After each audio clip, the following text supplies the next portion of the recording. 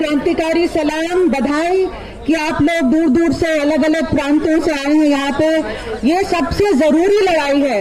अगर हमें अपने देश को, अपने डेमोक्रेसी को बचाना है, अपने संविधान को बचाना है, जो एक एक नागरिक को बराबर का हक देता है कि वो कम से कम 5 साल में एक बार अपना वोट डाल पाए, वो वोट हमारी मर्जी, अपनी मर्जी बताने के लिए वो वोट हमें मिला है। प्राइम मिनिस्टर की मर्जी नहीं, इलेक्शन कमीशन की मर्जी नहीं, और किसी सत्ताधारी की मर्जी नहीं, हमारी अपनी हर एक नागरिक की मर्जी उसमें रिफ्लेक्ट होनी चाहिए। लेकिन साथियों, हमारा वो वोट जो है हमें पता ही नहीं चलता कि कहाँ जा रहा है। वो जो पर्ची निकलती नहीं है बाहर और हमारे हाथ में नहीं आती है, हमें एक परछाई दिखाई दे दी जाती है।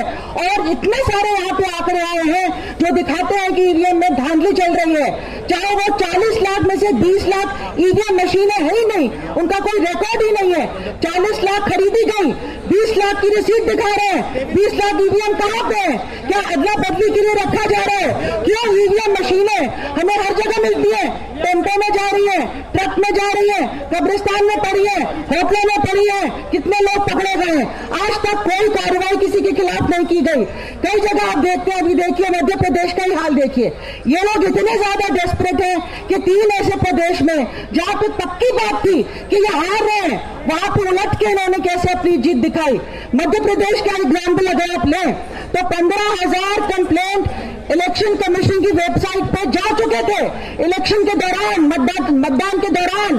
और 3 दिसंबर को जब एक वकील साहब ने जाके चीफ जस्टिस का दरवाजा खटखटा के कहा कि ये 15,000 कंप्लेंट तो ऑनलाइन दिख रही है, कोई कार्रवाई नहीं इलेक्शन कमीशन ने की, कोई जांच नहीं की, तो रिजल्ट डिक्लेयर नहीं होना चाहिए। मैं लिख के यहाँ पे दे रहा हूँ अर्जी अपनी।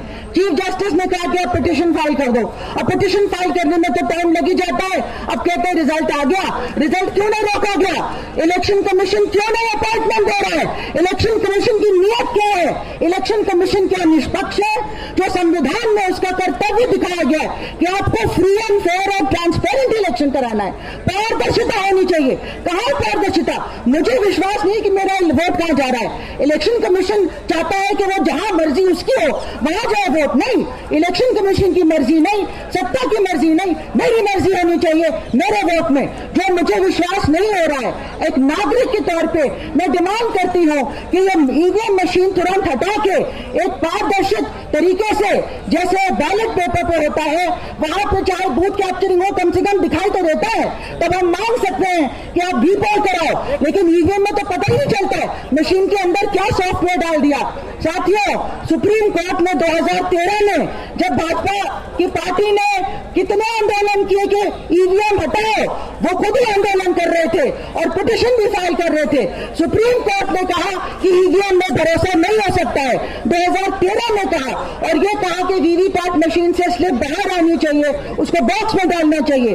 आज तक वो स्लिप बाहर नहीं आई, आज तक वो स्लिप बॉक्स में नहीं डाली गई। और हमें शक होता है अगर बाहर भी आई और गलत जगह जा रही है तो कौन हमारी सुनवाई करेगा? कि कौन हमको लिख के देगा कि आपकी इस पर कार्रवाई होगी? ये धांधलीबाजी चलती रहेगी। इसलिए मैं मानती हूँ कि वीवीपैट वगैरह भी हमें बिल्कुल भरोसा नहीं है। अगर पर्ची भी निकले तो ईवीएम को हटाना चाहिए, बैलेट पेपर में जाना चाहिए। और पूरी दुनिया में कोई भी विकसित देश नहीं है जहां पे ईवीएम से इलेक्शन हो रहा है। जो देश ईवीएम बनाते भी थे जैसे जापान, वो ईवीएम को इस्तेमाल नहीं कर रहे हैं क्योंकि उसको भरोसा नहीं है। बैलेट पेपर से ही इलेक्शन वहां पे होता है। जर्मनी में साथियों 3 साल लोगों ने सड़कों पर आंदोलन किया, तब जाके सुप्रीम कोर्ट ने वहां के सुप्रीम कोर्ट ने कहा कि ये अनकॉन्स्टिट्यूशनल, असंवैधानिक होगा ईवीएम का इस्तेमाल करना। इसलिए वो बैलेट पेपर से वहां इलेक्शन होना मैंडेटरी हो गया, जरूरी हो गया है। तो हम क्यों नहीं अपने हक के लिए लड़ सकते हैं? साथियों, अगर ये लड़ाई हम नहीं जीते तो बाकी सारी लड़ाइयां नाकाम होगी। कोई भी सरकार अगर सोचती है कि उसको हटाया नहीं जा सकता है, तब क्यों नहीं जनता की आवाज सुनेगी, चाहे वो मणिपुर का मसला हो, चाहे किसानों का मसला हो, चाहे वो अल्पसंख्यकों का मसला हो, चाहे दलित आदिवासियों का, हमारे जल जंगल जमीन का मसला हो, चाहे जेलों में 5-5, 6-6 साल सड़ा रहे हैं साथियों को, टीचर्स को, स्टूडेंट्स को, वकीलों को, जर्नलिस्ट को, बिना कोई ट्रायल के।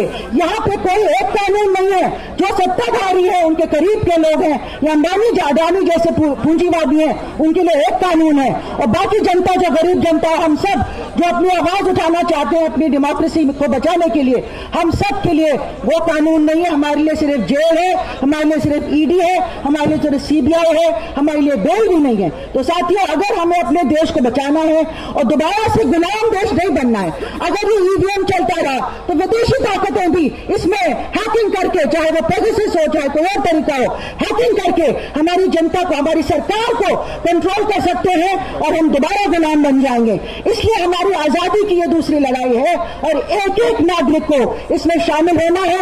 इस लड़ाई से ज्यादा जरूरी कोई लड़ाई नहीं है। विपक्ष को अकल आई लेकिन देर में आई, और अब भी वो कह रहे हैं, मिलके इंडिया कह रही है कि वीवीपैट की स्लिप बाहर निकलेगी और डब्बे में डाला जाएगा। हम उससे सेटिस्फाइड नहीं है। हम कहते हैं कि कम से कम उतना हो, लेकिन बेस्ट ये होगा हमारे लिए कि आप बैलेट पेपर छापने में कितना टाइम लगता है, बैलेट पेपर से ही इलेक्शन होना चाहिए। तभी हमें विश्वास होगा कि हमारा वोट जहां हम चाहते थे वहीं गया है, हमारा वोट चोरी नहीं किया गया है। इसी के साथ मैं अपनी बात खत्म करती हूं। आप सबको दोबारा से बधाई और इंकलाब जिंदाबाद। इंकलाब जिंदाबाद, इंकलाब जिंदाबाद।